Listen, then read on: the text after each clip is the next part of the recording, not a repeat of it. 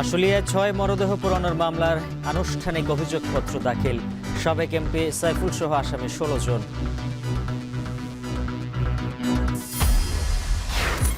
চট্টগ্রামের পটিয়ায় এনসিপি ও বৈষম্য বিরোধী আন্দোলনের নেতাকর্মীর ওপর পুলিশের লাঠিচার্জ, আহত ১০, থানা ঘেরাও ও ব্লকেট কর্মসূচি। সীমান্ত সড়কে যোগাযোগের নতুন মাইল ফলক, ১৬০০ কিলোমিটার সড়কে নিশ্চিত হবে সীমান্তের নিরাপত্তা।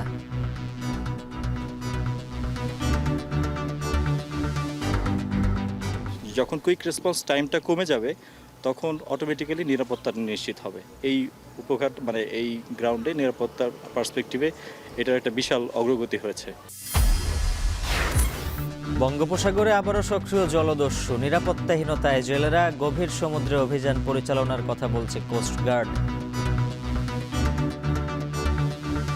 বাঁশখালী, কুতুবদিয়া, চকরিয়া এগুলো ডাকাতি বেশি হয়। জেলেদের নিরাপত্তায়, জলদস্যু দমনে ও সকল ধরনের নৌযানের নিরাপত্তা নিশ্চিতকল্পে গভীর সমুদ্রে আমরা বিভিন্ন অভিযান পরিচালনা করছি।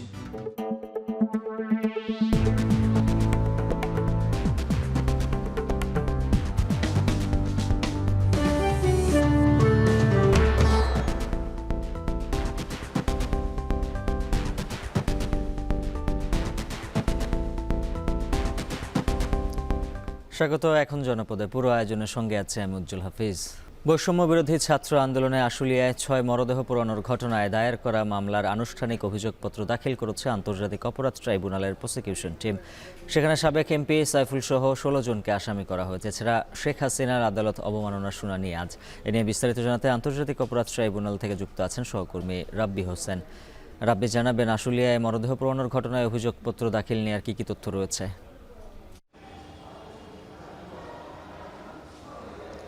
উজ্জ্বল, বহুল আলোচিত সাভারের আশুলিয়াতে ৬ জনকে গুলি করে হত্যার পর লাশ পোড়ানোর ঘটনায় দায়ের করা মামলার আজকে আনুষ্ঠানিক অভিযোগপত্র দাখিল করেছে আন্তর্জাতিক অপরাধ ট্রাইব্যুনালের প্রসিকিউশন টিম। কিছুক্ষণ আগেই অভিযোগপত্রটি দাখিল করা হয়। আজকে যদি এই অভিযোগপত্র আমলে নেন ট্রাইব্যুনাল, তাহলে এই গণহত্যার ৩টি মামলার আনুষ্ঠানিক বিচারের দ্বারপ্রান্তে রয়েছে আন্তর্জাতিক অপরাধ ট্রাইব্যুনাল। এই মামলায় সাভারের সাবেক এমপি সাইফুল ইসলাম সহ ১৬ জনকে অভিযুক্ত করে অভিযোগপত্র দেয়া হয়েছে। সেখানে উল্লেখ করা হয়েছে এর আগে ১৯ জুন এই মামলার তদন্ত প্রতিবেদন দাখিল করে তদন্ত সংস্থা। সেখানে মূলত নৃশংস এই হত্যাযজ্ঞের বর্ণনা তুলে ধরা হয়। সেখানে এই ৬ জন যুবকের মধ্যে একজন জীবিত ছিলেন। জীবিত থাকা অবস্থায় তাকে পেট্রোল দিয়ে তাকে পোড়ানো হয়। এই বিষয়টিও একটি নৃশংস ঘটনা উল্লেখ করা হয়েছে।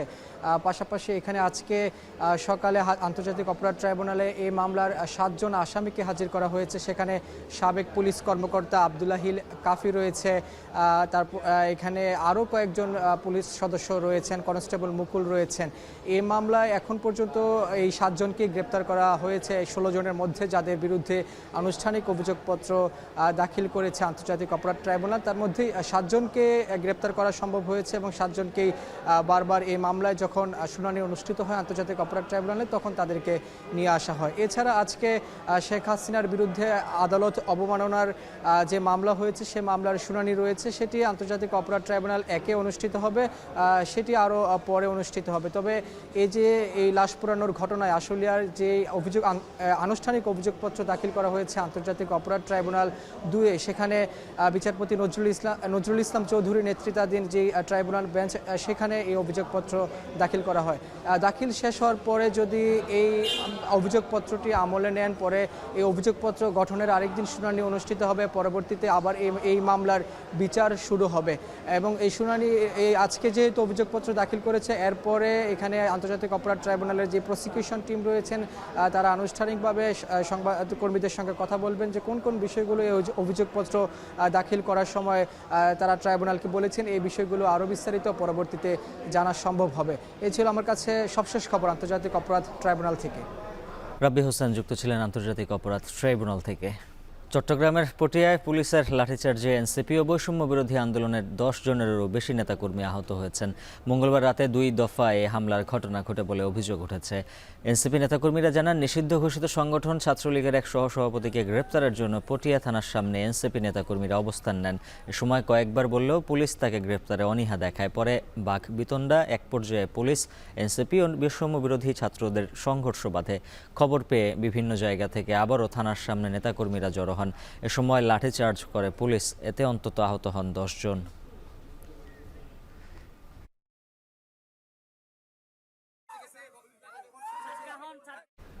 এনসিপি ও বৈষম্য বিরোধী আন্দোলনের নেতাকর্মীদের উপর পুলিশের লাঠিচার্জের ঘটনায় চট্টগ্রামের পটিয়া থানা ঘেরাও করে আন্দোলন করছেন নেতাকর্মীরা। বিস্তারিত জানাতে ঘটনাস্থল থেকে যুক্ত আছেন সহকর্মী শোয়েব রহমান। শোয়েব, জানাবেন থানা ঘেরাও করে কি বলছেন নেতাকর্মীরা?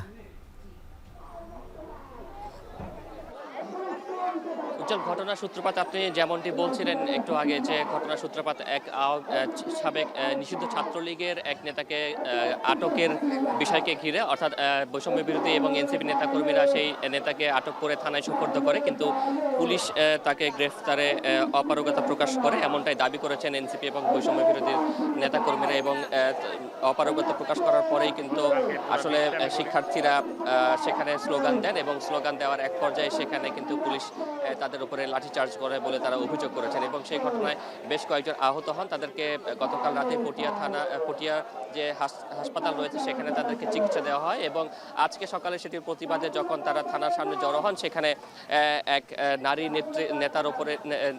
নেত্রীর উপরে কিন্তু আবারও পুলিশ হামলা করে বলে তারা অভিযোগ করেছেন। এবং এরপরে বৈষম্য বিরোধী এবং এনসিপি নেতাকর্মীরা চট্টগ্রামের যেই পটিয়া থানার সামনে যে সড়ক রয়েছে, চট্টগ্রাম কক্সবাজার মহাসড়ক, সেই সড়কটিকে কিন্তু অবরোধ করে তারা এখানে অবস্থান নিয়েছেন এবং অবস্থান নিয়ে তারা থানার যে ওসি রয়েছেন সেই ভারপ্রাপ্ত কর্মকর্তা তার পদত্যাগ দাবি করছেন এবং সেই পদত্যাগের দাবিতে তারা কিন্তু স্লোগান দিচ্ছেন। এবং এই মুহূর্তে আমরা দেখতে পাচ্ছি এখানে চট্টগ্রামের পটিয়ার যে বৈষম্য বিরোধী এবং এনসিপি নেতৃবৃন্দ রয়েছেন তারা ছাড়াও চট্টগ্রাম মহানগর সহ বিভিন্ন স্থান থেকে কিন্তু বৈষম্য বিরোধী এবং এনসিপি নেতাকর্মী যারা রয়েছেন তারাও কিন্তু এখানে যোগ দিয়েছেন। এবং তাদের তথ্য মতো এখন পর্যন্ত প্রায় 20 থেকে 30 জনের মতো কিন্তু আহত হয়েছেন। এবং তারা বলছেন যে যতক্ষণ পর্যন্ত এই পটিয়া থানার ভারপ্রাপ্ত কর্মকর্তার অপসারণ বা তাকে এখান থেকে বদলি করা না হবে, ততক্ষণ পর্যন্ত তারা তাদের আন্দোলন চালিয়ে যাবে এবং দাবি আদায় না হওয়া পর্যন্ত তারা তাদের আন্দোলন চালিয়ে যাবেন। এবং আপনাকে জানিয়ে রাখি যে পটিয়া থানার সামনের এই সড়কটি কিন্তু একটি ব্যস্ততম সড়ক এবং এই সড়কটি দিয়ে কিন্তু চট্টগ্রাম থেকে কক্সবাজার মুখী যানবাহন চলাচল করে। আমরা দেখতে পাচ্ছি সড়কের এক পাশে কিন্তু বিপুল সংখ্যক যানবাহনও আটকে পড়েছে এই আন্দোলনের কারণে। সড়কটি অবরোধ করে কিন্তু এখন পর্যন্ত প্রায় 1 ঘন্টারও বেশি সময় ধরে কিন্তু সড়কটি অবরোধ করে রাখা হয়েছে। এবং তারা বলছেন যে নেতাকর্মীদের উপরে যে হামলা হয়েছে এবং হামলা করে নেতাকর্মীদের যে আহত করা হয়েছে তার বিচার এবং সেই সাথে পটিয়া থানার ভারপ্রাপ্ত কর্মকর্তার অপসারণ না হওয়া পর্যন্ত তারা তাদের যে আন্দোলন সেই আন্দোলন তারা চালিয়ে যাবে। উজ্জ্বল। চট্টগ্রামের পটিয়া থানার সামনে থেকে যুক্ত ছিলেন সহকর্মী শোয়েব রহমান। দেখছেন এখন জনপদে। 3 পার্বত্য জেলার দুর্গম পাহাড়ে কয়েক হাজার ফুট উচ্চতায় তৈরি হচ্ছে 1600 কিলোমিটারের সড়ক। ভারত ও মিয়ানমার সীমান্তে যে সড়ক এঁকে দিচ্ছে বাংলাদেশের নতুন মানচিত্র। সেনাবাহিনী বলছে, অরক্ষিত এ সীমান্ত অঞ্চল পাহাড়ি সশস্ত্র গোষ্ঠী, মাদক ও অস্ত্র চোরাচালানের অভয়ারণ্য। তবে এ সড়ক তৈরি করেছে ভূকৌশলগত নিরাপত্তা বলয়, যেখান থেকে সীমান্তে আধুনিক প্রযুক্তি নির্ভর নজরদারি বাড়াচ্ছে সংস্থাগুলো। উঁচু নিচু পাহাড় কেটে এ সড়ক নির্মাণ ছিল বড় চ্যালেঞ্জ, যেখানে হতাহত হয়েছেন সেনা সদস্য সহ 26 জন। দুর্গম সীমান্ত সড়ক ঘুরে আরও জানাচ্ছেন হোসাইন জিয়াদ। 3 পর্বের ধারাবাহিক প্রথমের প্রথম পর্বের ক্যামেরায় ছিলেন মোহাম্মদ নবাব।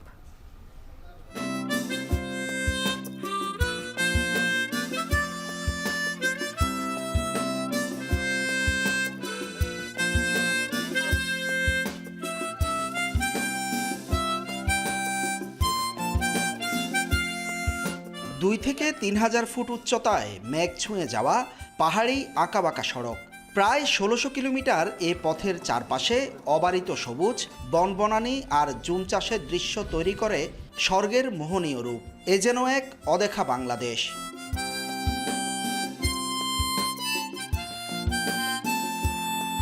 কোথাও মনে হবে সড়ক গিয়ে ঠেকেছে আকাশে, আবার কোথাও নেমেছে পাতালে।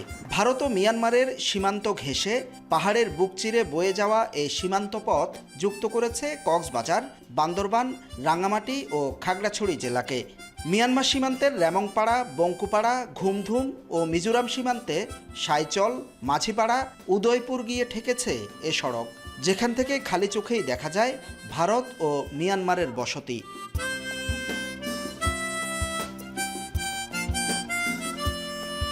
2020 সালে শুরু হয় দেশের প্রথমে সীমান্ত সড়ক প্রকল্প।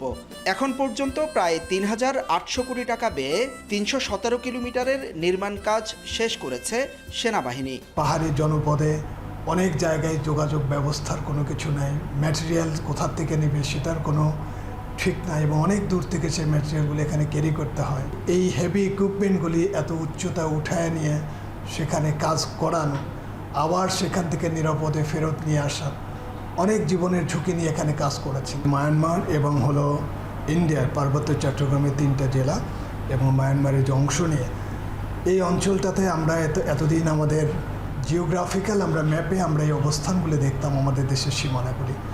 আর এখন যেটা হলো যে আমরা ভিজিবল রোড কনস্ট্রাকশনের মাধ্যমে আমরা সেই জায়গাগুলিতে মুভ করছি। দীর্ঘ ও দুর্গম এ সড়ক নির্মাণ ছিল ধুলোমাখা, ঘামে ভেজা আর রক্তমাখা যাত্রার। দেশে এটিই একমাত্র পথ যেটি নির্মাণে প্রাণ দিয়েছেন সেনা সদস্য সহ 7 জন, হতাহত হয়েছেন মোট 26 জন। দুর্গম এই সীমান্ত সড়ক যে এখানকার অর্থনীতি, জীবনযাত্রা কিংবা ব্যবসা বাণিজ্যে পরিবর্তন এনেছে সেটি নিঃসন্দেহে বলা যায়। এই প্রাকৃতিক সৌন্দর্যের মাঝে নান্দনিকতার অপূর্ব মেলবন্ধনের এক অনন্য উদাহরণ তৈরি করেছে এই সীমান্ত সড়ক। এই হাজার হাজার ফুট উচ্চতায় কি করে এমন সড়ক নির্মাণ সম্ভব হলো সেই গল্পটিও আমরা এখন জানব। প্রথমে হেলিকপ্টার, তারপর ড্রোন সার্ভে, সবশেষে মাস কিংবা সপ্তাহ একটানা পায়ে হেঁটে এ সড়কের নকশা প্রস্তুত করতে হয়েছে। দেশে তো বটেই, পরামর্শ নিতে হয়েছে অস্ট্রেলিয়া, নিউজিল্যান্ডের বিশেষজ্ঞ থেকেও। খাগড়াছড়ি, রাঙামাটি এবং বান্দরবনের 3টা জেলার উপর দিয়ে যাচ্ছে এবং এই 3 জেলার মাটির বৈশিষ্ট্য 3 রকমের। কোনো জায়গায় পাথুরে পাহাড় আছে, কোনো জায়গায় কর্দমাক্ত এবং কোনো জায়গায় মাটি যে বড় ধরনের ফাটল তৈরি হয়। এইগুলোর জন্য অনেক সময় আমাদের রাস্তার কাজ দেরি হয় এবং অনেক সময় দেখা যায় যে বিভিন্ন জায়গায় গিয়ে আমরা অনেক বড় ধরনের প্রতিবন্ধকতা পড়ি। ভারত ও মিয়ানমারের এই সীমান্তে কোনো তারকাটা নেই, ফলে মাদক, অস্ত্র চোরাচালান ও সশস্ত্র গোষ্ঠীর তৎপরতার রুট ছিল এসব এলাকা। অবাধে যাতায়াত ছিল দুই পারে, তাই এ সড়ক জাতীয় নিরাপত্তা ও অপরাধ নির্মূলের কৌশলগত হাতিয়ার। আগে যেখানে আপনার পাহাড়ি সন্ত্রাসীরা ঝিরি ধরে বা আপনার যেখানে গহীন জঙ্গল আছে সেখান দিয়ে আপনার ছোটো ন্যারোপথ নির্মাণ করে চলে যেত, সেখানে কিন্তু এখন যেতে পারছে না, কারণ সেখানে আগে যেখানে সেটা ছিল এখন সেখানে রাস্তা হয়ে গিয়েছে। সেনাবাহিনী বলছে সীমান্ত সুরক্ষিত করতে এই অঞ্চলে আধুনিক প্রযুক্তি নির্ভর নজরদারি বাড়বে। ড্রোন সার্ভিলেন্স, সিসিটিভি ও রেডিও কমিউনিকেশনের মাধ্যমে পরিধি বাড়াবে বিভিন্ন বাহিনী, বাড়বে প্রশাসনিক কার্যক্রমও। যখন কুইক রেসপন্স টাইমটা কমে যাবে তখন অটোমেটিক্যালি নিরাপত্তা নিশ্চিত হবে। এই উপঘাট এই গ্রাউন্ডে নিরাপত্তার পার্সপেক্টিভে এটার একটা বিশাল অগ্রগতি হয়েছে। 3 ভাগে এই সীমান্ত সড়কের 1600 কিলোমিটারের কাজ শেষ করতে সময় লাগবে আরও 10 বছর। বর্তমানে দ্বিতীয় পর্যায়ে 288 কিলোমিটার সড়কের কাজ শুরু করছে সেনাবাহিনী।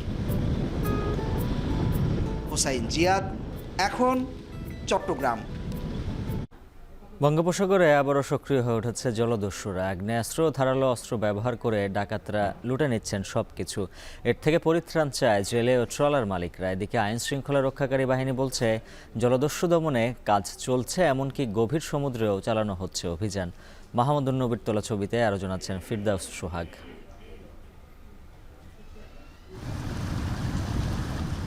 বঙ্গোপসাগর জুড়ে রয়েছে প্রায় 475 প্রজাতির বিভিন্ন ধরনের মাছ।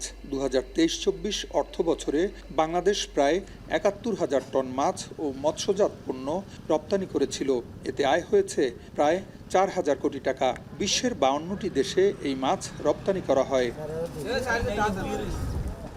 দেশের বৈদেশিক মুদ্রা অর্জনে বড় অবদান রাখলেও নিরাপত্তাহীনতায় ভুগছেন জেলেরা। প্রায় জলদস্যুদের কবলে পড়ে হারাচ্ছেন মাছ, ট্রলার, জাল, এমনকি জীবনও।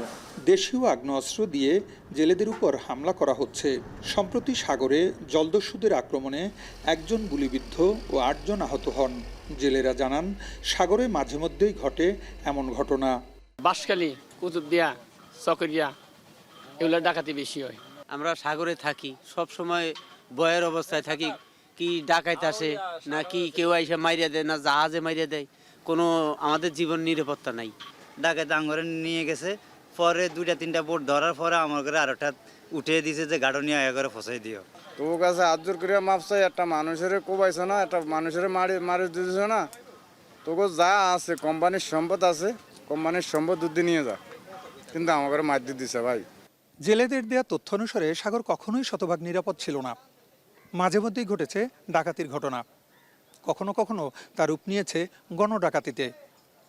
ট্রলার মালিকদের সূত্র বলছে, ডাকাতি কিংবা গণডাকাতি যেটি হোক, এর সাথে জড়িত কিছু অসাধু জেলে। সাগরে মাছ কম পাওয়ার কারণে তারা অনেকেই নেমে পড়েছেন এই পথে।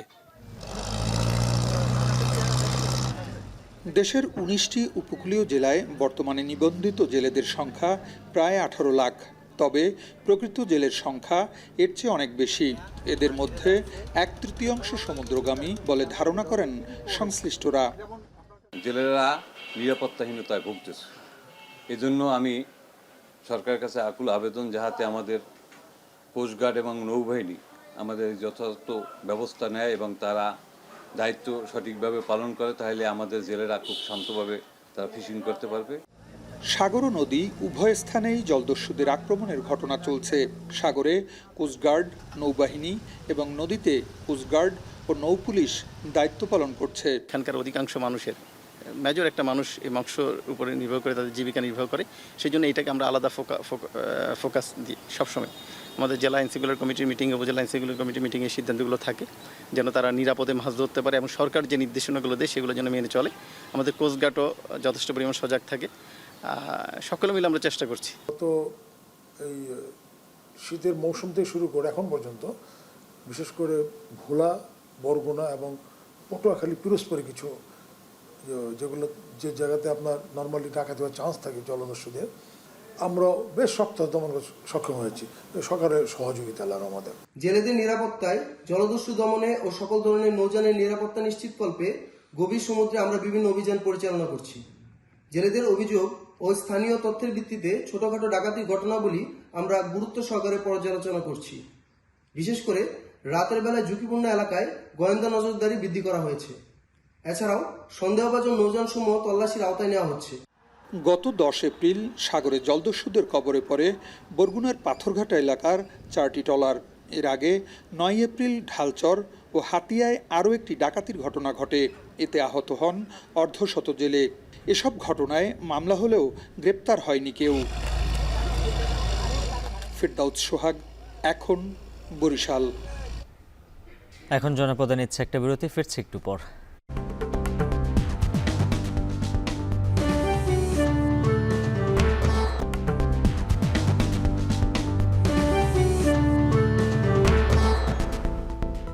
আবারও স্বাগত, দেখছেন এখন জনপদে। জাতীয় রাজস্ব বোর্ডের চেয়ারম্যানের অপসারণের দাবিতে আন্দোলন চলাকালে সরকারি নির্দেশনা অমান্য করায় চট্টগ্রাম কাস্টমস হাউসের কমিশনার জাকির হোসেনকে সাময়িক বরখাস্ত করা হয়েছে। মঙ্গলবার মধ্যরাতে এনবিআর চেয়ারম্যান আব্দুর রহমান খান স্বাক্ষরিত প্রজ্ঞাপনে এ আদেশ দেওয়া হয়, যেখানে বলা হয় এনবিআর এর এক আদেশে 28 জুনের সাপ্তাহিক ছুটি বাতিল করে সংশ্লিষ্ট সব কর্মকর্তাকে কর্মস্থলে উপস্থিত থাকার নির্দেশ দেয়। কিন্তু জাকির হোসেন সে আদেশ অমান্য করে নিজে অনুপস্থিত থাকার পাশাপাশি চট্টগ্রাম কাস্টম হাউস 28 ও 29 জুন বন্ধ রাখায় আমদানি রপ্তানি বাধাগ্রস্ত হয়। এতে সরকার বিপুল রাজস্ব হারানোয় বিভাগীয় ব্যবস্থা নেওয়ার সিদ্ধান্ত হয়। এছাড়াও 7 কার্যদিবসের মধ্যে জাকির হোসেনকে সংক্রান্ত ব্যাখ্যা দিতে বলা হয়। এছাড়াও আন্দোলনে জড়িত 5 রাজস্ব কর্মকর্তার বিরুদ্ধে তদন্তে নেমেছে দুর্নীতি দমন কমিশন। এর আগে রাজস্ব ব্যবস্থা সংস্কার ও এনবিআর চেয়ারম্যানের অপসারণের দাবিতে বেশ কিছুদিন ধরে আন্দোলন করে আসছিল এনবিআর সংস্কার ঐক্য পরিষদ। কলম বিরতির কর্মসূচির পাশাপাশি 28 ও 29 জুন শাটডাউন কর্মসূচি পালন করেন এনবিআরের কর্মকর্তারা। এতে অচল হয়ে পড়ে আমদানি রপ্তানি কার্যক্রম, বন্দরে বাড়ে কন্টেইনার জট। চট্টগ্রাম বন্দরের নিউমুরিং কন্টেইনার টার্মিনাল পরিচালনায় বেসরকারি অপারেটর সাইফ পাওয়ারটেকের সঙ্গে চুক্তির মেয়াদ শেষ হচ্ছে আগামী 6 জুলাই। আর মাত্র 4 দিন বাকি থাকলেও গুরুত্বপূর্ণ এই টার্মিনালটি কিভাবে পরিচালিত হবে সে বিষয়ে সুনির্দিষ্ট করে কিছু জানায়নি সরকার বা বন্দর কর্তৃপক্ষ। বিস্তারিত জানাতে নিউমুরিং কন্টেইনার টার্মিনাল থেকে যুক্ত আছেন সহকর্মী হাজেরা শিউলি। শিউলি, জানাবেন নিউমুরিং কন্টেইনার টার্মিনাল পরিচালনার বিষয়ে কী ধরনের অগ্রগতি হয়েছে আর এই টার্মিনাল পরিচালনায় কী ধরনের পদক্ষেপ নেওয়া হবে?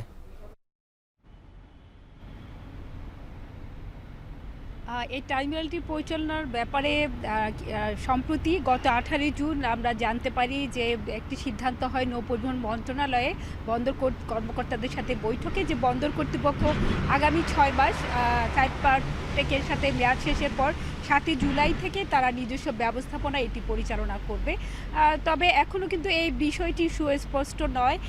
বন্দর বলছে তারা সরকারের সিদ্ধান্তের অপেক্ষায় আছে এবং গতকাল অর্থ উপদেষ্টা জানিয়েছেন যে অর্থনৈতিক বিষয় সংক্রান্ত উপদেষ্টা পরিষদের কমিটির বৈঠক শেষে তিনি বলেছেন আগামী 6 মাস নিজস্ব ব্যবস্থাপনায় চলবে এবং তবে এরপরই এটি বিদেশি অপারেটরকে ছেড়ে দেওয়া হবে। তবে বিভিন্ন সূত্রে জানা যাচ্ছে যে এটি নৌবাহিনীকে ভার দেওয়া হতে পারে এবং বন্দরের সহায়তায় নৌবাহিনী এটি পরিচালনা করবে, যদিও এই বিষয়টি এখনও সুস্পষ্ট নয় এবং তারা কিভাবে পরিচালনা করবে সেই বিষয়টিও সুস্পষ্ট নয়। যেহেতু এটি বন্দরের একটি গুরুত্বপূর্ণ টার্মিনাল, এই টার্মিনাল থেকে বন্দরের সিংহভাগ বা প্রায় 55% রাজস্ব আয় আসে এবং বছরে প্রায় 13 লাখ টিউস কন্টেনার হ্যান্ডলিং হয় এই টার্মিনাল থেকে। এই টার্মিনালে 5টি জেটি রয়েছে, এর মধ্যে 4টি বড় জাহাজ ভিড়তে পারে এবং আরেকটি ছোট জাহাজ যেটি পানগা রুটে চলাচল করে সেটি ভিড়ে।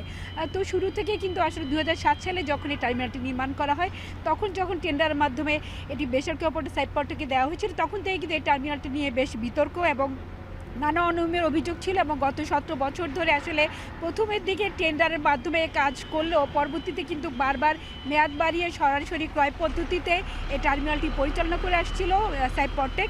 তবে সাম্প্রতিক সময়ে গত বছর বা আওয়ামী লীগ শাসনামলে বিগত আওয়ামী লীগ সরকার সিদ্ধান্ত নেয় যে এটি ডিপি আবুধাবি বা সংযুক্ত আরব আমিরাতের টার্মিনাল অপারেটর, বিশ্বখ্যাত টার্মিনাল অপারেটর ডিপি ওয়ার্ল্ডকে এটা তার পরিচালনার জন্য দেবে এবং এই বিষয়টি বর্তমান সরকার এগিয়ে নিয়ে আসছে। তবে বিভিন্ন পক্ষ, বিশেষ করে বন্দরের শ্রমিক কর্মচারী এবং বিভিন্ন রাজনৈতিক দল সহ বিভিন্ন অর্থনীতিবিদ সহ বিশ্লেষকরা কিন্তু এর বিরোধিতা করছেন এবং তারা বলছেন যে কৌশলগত দিক থেকে আসলে এই টার্মিনালটি বিদেশিদেরকে দেওয়া ঠিক হবে কিনা সেটি ভেবে দেখতে হবে। আর যেহেতু আর মাত্র 4 দিন আছে এবং বন্দর কীভাবে পরিচালনা করবে, যেহেতু বন্দরের কিন্তু নিজস্ব জনবল নেই, আগে বেসরকারি অপারেটরের জনবল কিন্তু তারা এই টার্মিনালটি পরিচালনা করে আসছিল। তবে আমরা যেটা জানতে পেরেছি যে বন্দর কর্তৃপক্ষ যারা আগে অপারেটর পরিচালনা করেছিল তাদের জনবল দিয়ে বা লোক ভাড়া করে করবে এবং ইতিমধ্যে তারা যন্ত্রপাতি ক্রয়ের জন্য কিন্তু টেন্ডার আহ্বান করেছে। আসলে আজকে আমরা জানতে পারবো যে টার্মিনালটি কীভাবে পরিচালিত হবে বা এই বিষয়ে সরকারি সিদ্ধান্ত।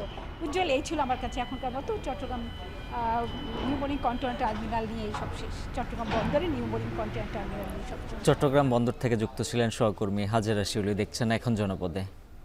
ব্রাহ্মণবাড়িয়া আখাউড়া স্থলবন্দরে সদ্য বিদায়ী অর্থ বছরে রপ্তানি আয় বেড়েছে প্রায় 87 কোটি টাকা। তবে পণ্য আমদানি অনিয়মিত হওয়ায় কমেছে রাজস্ব আদায়।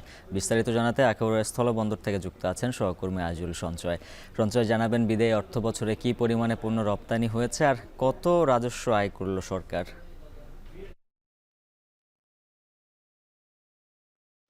উজ্জ্বল, আখাউড়া স্থলবন্দরটি শতভাগ রপ্তানিমুখী বন্দর ধরা হয়ে থাকে। মূলত এখান দিয়ে আমদানির তুলনায় রপ্তানি বেশি হয়ে থাকে। তবে আমরা যেটি দেখতে পাচ্ছি যে সদ্য বিদায়ী যে অর্থ বছর 2024-25, এই অর্থ বছরে ভারতীয় বন্দর দিয়ে রপ্তানি হয়েছে 514 কোটি 34 লক্ষ টাকার কিছু বেশি মূল্যের পণ্য, যা আসলে বিদায়ী এর আগের যে অর্থ বছর যেটি ছিল 23-24, সেই অর্থ বছরের তুলনায় প্রায় 87 কোটি টাকা বেশি। জানিয়ে রাখি উজ্জ্বল, 2023-24 অর্থ বছর দিয়ে এই বন্দর দিয়ে ভারতে রপ্তানি হয়েছিল 427 কোটি 88 লক্ষ টাকার পণ্য। সেক্ষেত্রে এখন এই যেটি আসলে শেষ হয়েছে 24-25, সেই অর্থ বছর প্রায় 87 কোটি টাকার পণ্য বেশি রপ্তানি হয়েছে। এবং মূলত আমরা যেটি দেখতে পাচ্ছি যে এই অর্থ বছরটিতে এই বন্দর দিয়ে ভারতে হিমায়িত মাছ, প্লাস্টিক, ভোজ্য তেল, আটা, ময়দা সহ বিভিন্ন ধরনের পণ্য সবচেয়ে বেশি পরিমাণ রপ্তানি হয়েছে। তবে উজ্জ্বল, একটি তথ্য আপনাকে দিয়ে রাখি। এখানকার যেটি এখন শঙ্কার বিষয় যেটি হচ্ছে যে মূলত এই বাংলাদেশ থেকে আমদানিতে নিষেধাজ্ঞা দিয়েছে, যার ফলে একটি সংখ্যা কাজ করছে আগামী অর্থবছর অর্থাৎ গতকাল থেকে যে অর্থবছরটি যেটি শুরু হলো, এই অর্থবছরে এই বন্দর দিয়ে রপ্তানি পরিমাণটি কিন্তু কমতে পারে। এখানকার ব্যবসায়ীরা আমাদের কাছে সেই তথ্যটি আমাদেরকে জানিয়েছেন। উজ্জ্বল, এই বন্দর দিয়ে ভারতে একই অর্থবছরে এই বন্দর দিয়ে আমদানির যে পরিমাণ আমদানি হয়েছে তার থেকে সরকার রাজস্ব পেয়েছে 4,16,00,000 টাকার মতো, যা বিদায়ী তার আগের 23-24 অর্থ বছর তুলনায় কিন্তু অনেকাংশেই কম। 23-24 অর্থ বছরই বন্দর দিয়ে সরকার রাজস্ব আদায় করেছিল 4,68,00,000 টাকার মতো। মূলত এখান দিয়ে পণ্য আমদানির অন্যতম কারণ হচ্ছে যে এখানকার যারা ব্যবসায়ী তাদের কাছে আমরা যে তথ্য পেয়েছি, এখান দিয়ে ভারত থেকে যেসব পণ্য আমদানি অনুমতি রয়েছে তার বেশিরভাগই এই বন্দর এলাকা বা আশপাশ এলাকাতে এগুলোর চাহিদা কম, যার ফলে এখান দিয়ে পণ্যগুলো তারা আমদানি করতে চান না। তবে তারা বলছেন যে যেসব পণ্যগুলো অর্থাৎ এই বন্দর পেরোলেই যেহেতু আগরতলা শহর, সেখানে আগরতলা থেকে তারা যেসব পণ্য আনতে পারে, বিশেষ করে প্রসাধনী সামগ্রী, মোটর পার্টসের মতো যেসব পণ্যগুলো আছে, এগুলো কিন্তু এই অঞ্চলের চাহিদাও বেশ, এবং এগুলো তারা দীর্ঘদিন ধরে আমদানি। আখাউড়া স্থলবন্দর থেকে যুক্ত ছিলেন সহকর্মী আইজুল সঞ্চয়। বিরতির পর ফিরছি, সঙ্গেই থাকুন।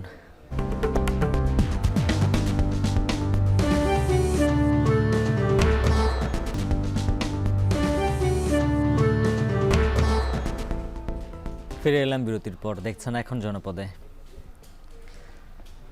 বরিশাল বিভাগ জুড়ে যেন থামছে না ডেঙ্গুর প্রকোপ। প্রায় প্রতিদিনই দীর্ঘ হচ্ছে আক্রান্ত ও মৃতের তালিকা। রোগীর চাপ সামাল দিতে হিমশিম অবস্থা স্বাস্থ্য বিভাগের। এ নিয়ে বিস্তারিত জানাতে বরিশাল থেকে যুক্ত আছেন সহকর্মী অমিত হাসান।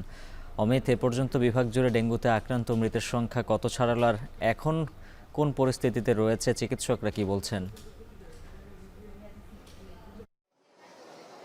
উজ্জ্বল, একটু জানিয়ে রাখি, বরিশাল বিভাগ জুড়েই কিন্তু ডেঙ্গুর সংক্রমণ বাড়ছে এবং চলতি বছরে জুন মাস পর্যন্ত সর্বোচ্চ আক্রান্তের সংখ্যা দাঁড়িয়েছে 4,800-রও বেশি। এবং বরিশাল শেরেবাংলা মেডিকেল কলেজে প্রতিদিন ভর্তি থাকছে দেখা যাচ্ছে 30-40 জন রোগী নতুন করে ভর্তি হচ্ছে এবং প্রায় 70-80 জন রোগী প্রতিদিনই কিন্তু ভর্তি থাকছে দেখা যাচ্ছে। এবং বরিশাল বিভাগের চিত্র যদি বলি, এখন পর্যন্ত 12 জন রোগী কিন্তু মারা গেছেন, এর মধ্যে 6 জন রোগী কিন্তু বরগুনার। এবং বরিশাল স্বাস্থ্য কর্মকর্তা যারা রয়েছেন তারা কিন্তু প্রতিনিয়তই আসলে চেষ্টা করছেন রোগীদের এই যে আসলে আক্রান্তের হার কমানোর জন্য এবং নিয়মিত তাদের সেবা দেওয়ার জন্য। তবে রোগীর সংখ্যা বাড়ার কারণে বরিশালের যে মেডিকেল কলেজগুলো রয়েছে সেখানে আসলে রোগীর চাপ সামাল দেওয়া কষ্টসাধ্য হয়ে পড়ছে, যার কারণে যারা কিন্তু মেঝেতেও চিকিৎসা সেবা নিতে বাধ্য হচ্ছেন। এবং যদি শেরেবাংলার চিত্র বলি, তাহলে গত 24 ঘন্টায় 26 জন রোগী নতুনভাবে আক্রান্ত হয়েছে। এ নিয়ে বর্তমানে ভর্তি রয়েছে প্রায় 94 জন রোগী এবং এই হাসপাতালটিতে এখন পর্যন্ত মারা গেছেন 5 জন রোগী ডেঙ্গু আক্রান্ত হয়ে। এবং এর বয়স্কদের পাশাপাশি শিশুরাও কিন্তু বেশ আক্রান্ত হচ্ছে। আজকে ভর্তি রয়েছে প্রায় 26 জন শিশু এই ডেঙ্গু রোগে আক্রান্ত হয়ে। এবং আরেকটু জানিয়ে রাখি যে শুধুমাত্র জুন মাসে 505 জন রোগী সর্বমোট এই রোগে আক্রান্ত হয়েছে এবং শেরেবাংলায় আজকে এখন পর্যন্ত মোট আক্রান্তের সংখ্যা 728 জন রোগী এখন পর্যন্ত চিকিৎসা সেবা নিয়েছেন। এবং চিকিৎসকরা বলছেন যে আসলে সচেতনতা বৃদ্ধি করতে পারলে এই ডেঙ্গু রোগের সংক্রমণ কিছুটা কমিয়ে আনা সম্ভব। সেই ক্ষেত্রে সিটি কর্পোরেশনের নজরদারি প্রয়োজন, তারা যাতে আরও বেশি তাদের যে কর্মকাণ্ড সেটি চালিয়ে যায়, সেক্ষেত্রে ডেঙ্গুর প্রতিরোধ কিংবা ডেঙ্গুর যে সংক্রমণ সেটি কমে আসবে কিছুটা। এবং আরেকটু জানিয়ে রাখি, আজকে বিভাগে 442 জন রোগী ভর্তি রয়েছে এবং বরিশাল 24 ঘন্টায় বিভাগে আক্রান্ত হয়েছে 163 জন রোগী। এর মধ্যে 93 জন রোগী কিন্তু বরিশাল বিভাগের বরগুনা জেলায় রয়েছে। এবং এছাড়াও যদি বলি যে মোট মারা গেছে এখন পর্যন্ত 12 জন রোগী এবং সর্বমোট আক্রান্ত হয়েছে বরিশাল বিভাগে 4,894 জন রোগী। এবং চিকিৎসকরা বলছেন যে আসলে রোগীদের সচেতনতা বৃদ্ধি করতে হবে, একই সাথে যারা নগরবাসী রয়েছে কিংবা বাসিন্দারা রয়েছে তারাও আসলে যদি এদিকে সচেতনতা বাড়ায় তাহলে এই রোগের সংক্রমণ কিছুটা কমে আসবে। এবং একটু জানিয়ে রাখি যে এই হাসপাতালটি যে পরিমাণ রোগী ভর্তি রয়েছে তার মধ্যে বেশিরভাগ রোগী কিন্তু বরগুনা জেলা থেকে বরিশালে এসে আসলে এখানে চিকিৎসা সেবা নিচ্ছেন। বরগুনা তারা চিকিৎসা সেবা ঠিকঠাক পাচ্ছেন না, যার কারণে এই শেরেবাংলা মেডিকেল কলেজে ভিড় করছেন এবং এর ফলে কিন্তু এখানে রোগীর চাপটা বেড়ে যাচ্ছে এবং যারা চিকিৎসক রয়েছেন তাদের কিছুটা হিমশিম অবস্থা হচ্ছে রোগীদের সেবা দিতে। তো বরিশাল শেরেবাংলা মেডিকেল কলেজ হাসপাতাল থেকে ডেঙ্গু পরিস্থিতি নিয়েই ছিল আমার কাছে সর্বশেষ। উজ্জ্বল। অমিত হাসান জানাচ্ছিলেন বরিশাল থেকে ডেঙ্গু পরিস্থিতির খবর। সামান্য বৃষ্টিতেই রাজশাহী নগরের বিভিন্ন স্থানে তৈরি হচ্ছে জলাবদ্ধতা। এতে বর্ষা শুরুর থেকেই ভোগান্তি বেড়েছে নগরবাসীর। সাথে ফ্লাইওভারের নির্মাণ কাজে খানাখন্দ তৈরি হওয়ায় ভোগান্তি বেড়েছে দ্বিগুণ। এনে বিস্তারিত জানাতে নগরীর শালবাগান থেকে যুক্ত আছেন মারুফ হাসান। মারুফ, জানাবেন নগরীর কোন কোন এলাকাগুলোতে জলাবদ্ধতার সমস্যা প্রকট আর ভোগান্তি নিরসনে সিটি কর্পোরেশনের কোনো উদ্যোগ চোখে পড়েছে কিনা?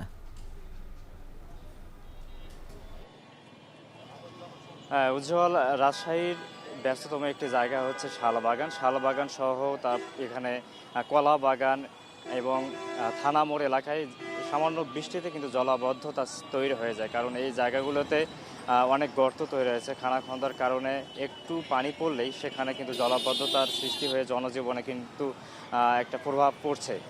বিশেষ করে এই শালবাগান যে জায়গাটিতে আমি এখন দাঁড়িয়ে আছি, এই জায়গাটি অনেক ব্যস্ততম একটি নগরীর মধ্যে। এই জায়গা দিয়েই কিন্তু নওগাঁর হাইওয়ে যে রোডটি সেটি কিন্তু আছে। এখানে যে পাশেই নির্মাণাধীন যে ফ্লাইওভারটি আছে, এই ফ্লাইওভারের কাজ অনেক দীর্ঘ সময় ধরে হচ্ছে, কিন্তু এখন পর্যন্ত সম্পূর্ণ হয়নি, যার জন্য নির্মাণাধীন এই ফ্লাইওভারটির যে নির্মাণ সামগ্রী সেগুলো কিন্তু রাস্তায় ফেলে রাখা হয়েছে, যার জন্য এখানে জনজীবন অর্থাৎ মানুষ যাতায়াতের যে অসুবিধার সেটি কিন্তু পরিলক্ষিত হচ্ছে। পাশাপাশি দীর্ঘ যানজট সৃষ্টি হওয়ার কারণে তারা কিন্তু বড় দুর্ভোগে পড়ছে। পাশাপাশি এখানে আরেকটা বিষয় বলা দরকার, সেটি হচ্ছে সিটি কর্পোরেশন জানিয়েছেন যে তারা দ্রুত সময়ের মধ্যে তাদের এই ফ্লাইওভার নির্মাণ কাজ শেষ করবে, কিন্তু তারা এখন পর্যন্ত সেটি করতে পারছে না। তবে এখানে যারা পথচারী আছেন তাদের সঙ্গে কথা বলে জানতে পারলাম তারা চাচ্ছেন যে দ্রুত সময়ের মধ্যে যাতে এই সংস্কার করা হয় ফ্লাইওভারটির, এবং তাদের জন্য যাতে এই দুর্ভোগ দ্রুত লাঘব করা হয়, এমনটাও তারা বলছেন। রাজশাহীর শালবাগান থেকে এই ছিল ফ্লাইওভার এবং রাস্তার যে সর্বশেষ পরিস্থিতি। রাজশাহী থেকে যুক্ত ছিলেন সহকর্মী মারুফ হাসান। মাদ্রাসায় যাওয়ার পথে ব্রহ্মপুত্র নদে নৌকা ডুবে নিখোঁজ 3 শিক্ষার্থীর সবাইকে মৃত অবস্থায় উদ্ধার করা হয়েছে। 22 ঘন্টা পর সকালে শিক্ষার্থী আবির ও জুবায়েদের মরদেহ উদ্ধার করা হয়। গতকাল উদ্ধার করা হয় শিশু শাপলার মরদেহ। এলাকাবাসী জানান, মঙ্গলবার প্রতিদিনের মতো নৌকায় করে মাদ্রাসায় যাচ্ছিল পাকুন্দিয়া উপজেলার চর আলগি গ্রামের 3 শিক্ষার্থী সহ 9 জন। ময়মনসিংহের দর্তের বাজার এলাকায় ব্রহ্মপুত্র পার হওয়ার সময় হঠাৎ নৌকাটি উল্টে যায়। এ সময় 9 শিক্ষার্থীর মধ্যে 6 জন সাঁতরে তীরে উঠলেও নিখোঁজ হয় শাপলা, আবির ও জুবায়েদ। কিছুক্ষণের মধ্যে উদ্ধার হয় শাপলার মরদেহ। এরপর দীর্ঘ 22 ঘন্টা পর বুধবার সকালে ময়মনসিংহের বাসিয়া এলাকায় পাওয়া যায় ওই 2 শিক্ষার্থীর মরদেহ। স্থানীয়রা বলছেন, বহুদিন ধরে সেতুর দাবি উঠলেও কাজ হয়নি, তাই প্রতিদিন এই শিশুদের ঝুঁকি নিয়ে নৌকায় করে নদী পারাপার হতে হয়।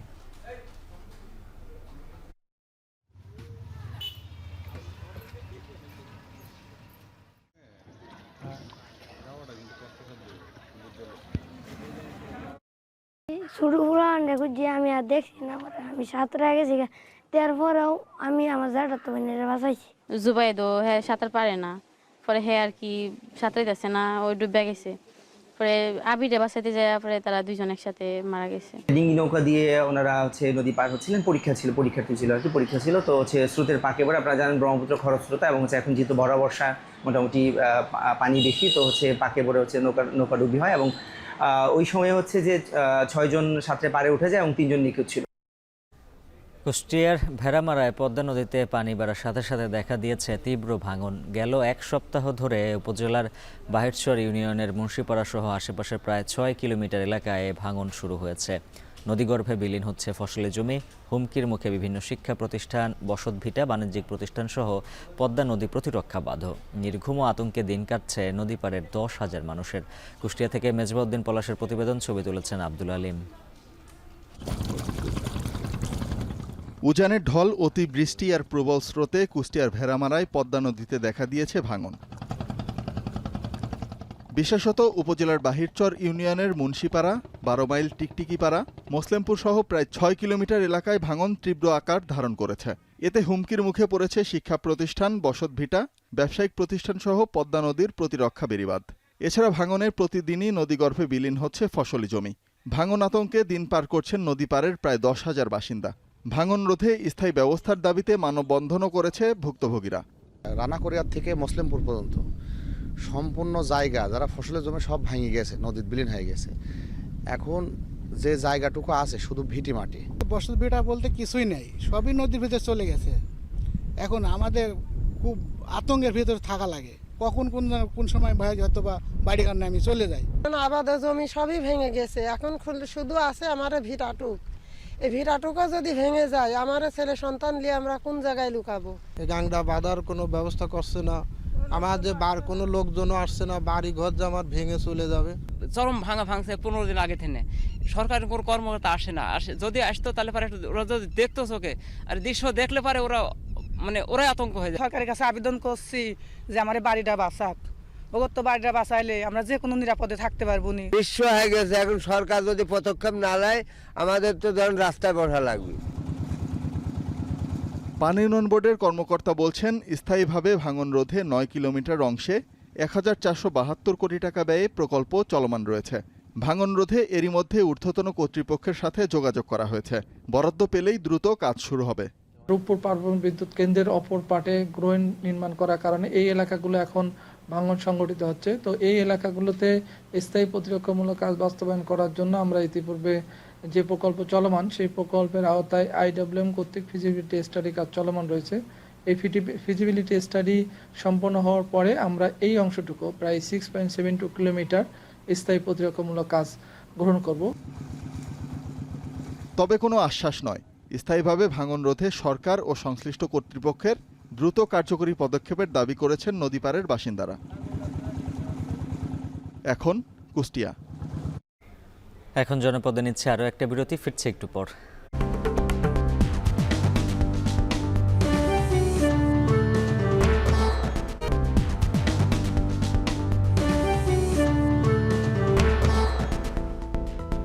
আবারও স্বাগত, দেখছেন এখন জনপদে।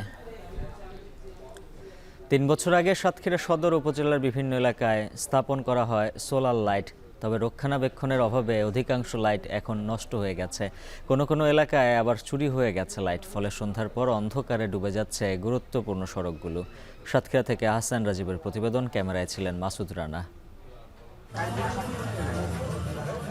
সন্ধ্যার পর সাতক্ষীরা সদর উপজেলার 14টি ইউনিয়নের গুরুত্বপূর্ণ অনেক এলাকা যেন ডুবে যায় ঘোর অন্ধকারে। যদিও এসব স্থানে আলোকিত করতে বৈদ্যুতিক বাতির পরিবর্তে 2021 সালের পর ধাপে ধাপে স্থাপন করা হয়েছিল প্রায় 3 শতাধিক সোলার স্ট্রিট লাইট। সূর্যের আলো নিভলেই স্বয়ংক্রিয়ভাবে জ্বলে উঠত এসব লাইট। উদ্দেশ্য ছিল রাতের সড়ক, বাজার সহ জনগুরুত্বপূর্ণ স্থানে নিরাপদ চলাচল নিশ্চিত করা। কিন্তু স্থাপনের কয়েক বছরের মধ্যেই দেখা দিয়েছে বিপরীত চিত্র। অধিকাংশ লাইট এখন অকেজো, কোনোটা নষ্ট হয়ে পড়ে আছে মাসের পর মাস, কোনোটা আবার চুরি হয়ে গেছে, কোথাও আবার খুঁটিই নেই। বাচ্চা কাচ্চা নিয়ে সমস্যা হয়, পড়তে যায় রাত্রে প্রাইভেট, তারা ঠিক মতো যেতে পারে না। লাখ লাখ টাকা খরচ করে এই লাইটটা দেওয়া, ওই টেমি জ্বলে একটুখানি করে, আর বৃষ্টি হলে মেঘ হলে তো আর মোটেই জ্বলে না। সরকার যে লাইটটা আমাদের এই গলির জন্য দেশে, এই লাইটটা কোনো কাজের না, একটুখানি করে জ্বলি পারে ধূপ করে লিবি যায়। স্থানীয়দের অভিযোগ, নিম্নমানের যন্ত্রাংশ ব্যবহার ও রক্ষণাবেক্ষণের অভাবেই নষ্ট হয়ে গেছে অধিকাংশ সোলার লাইট। নেই কর্তৃপক্ষের কোনো তদারকি। এখন 4-5টা স্ট্রিট লাইট আছে, তার ভিতরে একটা চালু আছে, বাকিগুলো সব নষ্ট হয়ে গেছে। সন্ধ্যার পরে আলো থাকে না এখানে। রাত যত গভীরের দিকে যায় তখনই দেখা যায় আস্তে আস্তে লাইটের যে আলোটা আস্তে আস্তে কমে যায়। উপজেলা প্রশাসন থেকে যেসব স্থানে লাইট নষ্ট বা চুরি হয়েছে সেগুলোর তালিকা করা হচ্ছে। দ্রুত সংস্কার ও প্রতিস্থাপনের উদ্যোগ নেওয়া হবে বলে জানালেন সদর উপজেলা নির্বাহী কর্মকর্তা। বিগত 4 বছর ধরে এখানে আমরা মেরামত বা নতুন ইনস্টলেশনের জন্য আমরা আসলে কোনো ধরনের বরাদ্দ পাইনি। তো আমার কাছেও বিভিন্ন অভিযোগ আসছে, সেগুলো আমরা দেখছি এবং আমরা ঊর্ধ্বতন কর্তৃপক্ষকে অবহিত করেছি। আমরা আশা করছি যে ইনশাআল্লাহ দ্রুত এটা আমরা নিষ্পত্তি করতে পারবো। অন্ধকার নামলেই নিরাপত্তাহীনতায় ভুগতে হয় পথচারীদের। অনেকেই চলাফেরা বন্ধ করে দেন সন্ধ্যার পর। এমন পরিস্থিতিতে সড়কে ফের আলো ফেরাতে দ্রুত উদ্যোগ চাই এলাকাবাসী, যাতে রাতেও স্বস্তিতে চলাচল করতে পারেন সবাই। আহসান রাজীব, এখন Satkhira. SME foundation ERF media অ্যাওয়ার্ডের পুরস্কার বিতরণ অনুষ্ঠানে কথা বলছেন অর্থ উপদেষ্টা সালাউদ্দিন আহমেদ। সরাসরি চলে যাচ্ছে সেখানে। হিসাব কেতাব, স্বচ্ছতা, এটা তো কম্প্রোমাইজ করা যাবে না, তাই না? ঠিক রাখতে হবে। এইটা ব্যাপারে একটু করতে হবে, আপনাকে খেয়াল করতে হবে। এবং আমরা চেষ্টা করবো যে পলিসি দিকে আমরা অল্প দিনের জন্য আছি। এখন আমাদের সময় তো আরেকটু কমে যাচ্ছে, ফেব্রুয়ারির মধ্যে তো আমরা কিছু কিছু রিফর্ম করব, কিছু কিছু রিফর্ম আমি অর্থনীতিতে বলছি। আরেকটা দিক আছে পলিটিক্যাল রিফর্ম, সেটা আমার ইসে না। আমি বলেছি যে যেমনি হোক আমি রিফর্ম করে কিছুটা ডিসেম্বরের মাঝে কতগুলো মেজর যেটা অলরেডি শুরু হয়েছে। ব্যাংক করবে, ব্যাংকের তো একটু সময় লাগবে, কারণ ব্যাংক রিস্ট্রাকচার করা সময়ের ব্যাপার, মানে দুর্বল ব্যাংক কী করবে এগুলো, এবং অ্যাসেটগুলো কী করবে। আরেকটা জিনিস হলো ব্যাংকের প্রবলেম হচ্ছে যারা ডিপোজিটার তাদের টাকা দিতেই হবে, এটা হলো ফার্স্ট প্রিন্সিপাল, এটা ফেরত দিতে হবে। এটা এখন কোথেকে দেবো? আমরা অলরেডি বাজেটে টাকা রেখে দিই, অত কোটি টাকা আমার মনেও না, 25,000 কোটি টাকা না, ওটা কিছুই না ওই টাকাটা। অর্থাৎ সেই দিক দিয়ে আমরা রিফর্ম করার মধ্যে এসএমইটা যদি এখনই শুরু একটু, কারণ পরে যে গভর্নমেন্ট আসবে তাদের কী রেফারেন্স থাকে, তাদের টার্মস অফ রেফারেন্স কী থাকে। তবে একটা জিনিস অ্যাসিওর, আমরা যেটা করে যাব ওরা ওই পদাঙ্গটা অনুসরণ করবে, কারণ এটা বিচ্ছুদে। আমি এক জায়গায় বলেছি আপনার অনুসরণ রাখবেন, পলিটিশিয়ানরা না করলে আমরা যদি ভালো কাজ করি আমরা আবার টেনে তারাই নামাবে। সোজা কথা, যদি আমরা যদি একটা ভালো কাজ করি যদি না করেন, বাংলাদেশ লোকেরা তো এখন বেশ কনসাস, তখন ওরাই আন্দোলন করে আপনাদেরকে আবার নামিয়ে দেবে, যদি আপনার নতুন কিছু না অদ্ভুত বা কিছু বেআইনি কিছু করতে চান। অতএব এই জিনিসগুলো ওরা কন্টিনিউ, এবং আমি তো কথাবার্তা বলেছি দে হ্যাভ অ্যাসিওরড এই জিনিসগুলো ওরা কন্টিনিউ করবে। এই দিক দিয়ে আপনারা একটু কেয়ার করবেন। আমি রিপোর্টিংয়ের ব্যাপার, আমরা পজিটিভ রিপোর্টটা করলে একটু সুবিধা হয়, নেগেটিভ রিপোর্ট করলে একটু ঝামেলা হয়। যেমন এনবিআরের ব্যাপার আপনারা জানেন, এই রিপোর্টিংয়ে আমাদের অনেক ঝামেলা হয়েছে। IMF-এর মিটিং আগে, ওয়ার্ল্ড ব্যাংকের মিটিংয়ে তা আমাকে চিঠি লিখতে হয়েছে পার্সোনালি, সচিব চিঠি লিখেছে, ওয়ার্ল্ড ব্যাংক ভাইস প্রেসিডেন্ট বলে সচিবের চিঠি আমি। রাজধানীতে এক অনুষ্ঠানে কথা বলছিলেন অর্থ উপদেষ্টা, সরাসরি ছিলাম সেখানে। এখন জনপদ শেষ করার আগে শিরোনামগুলো জানিয়ে দিচ্ছে আরও একবার। আশুলিয়ায় 6 মরদেহ পোড়ানোর মামলায় আনুষ্ঠানিক অভিযোগপত্র দাখিল, সাবেক এমপি সাইফুল সহ আসামি 16 জন।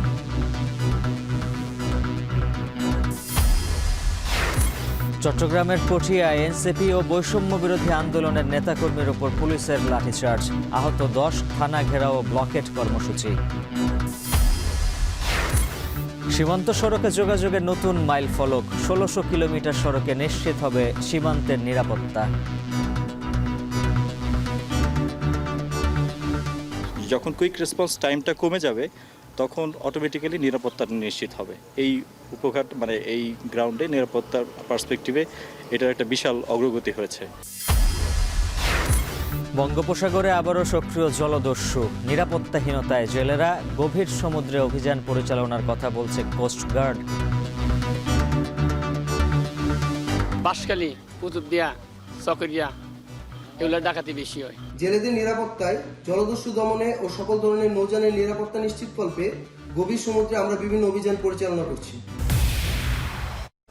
আর এই ছিল এখন জনপদ। এখন টেলিভিশন ওয়েবসাইটে দেখুন এখন.tv, ফেসবুকে দেখুন facebook.com/tv.এখন, সরাসরি ইউটিউবে দেখতে ভিজিট করুন youtube.com/c/echontv।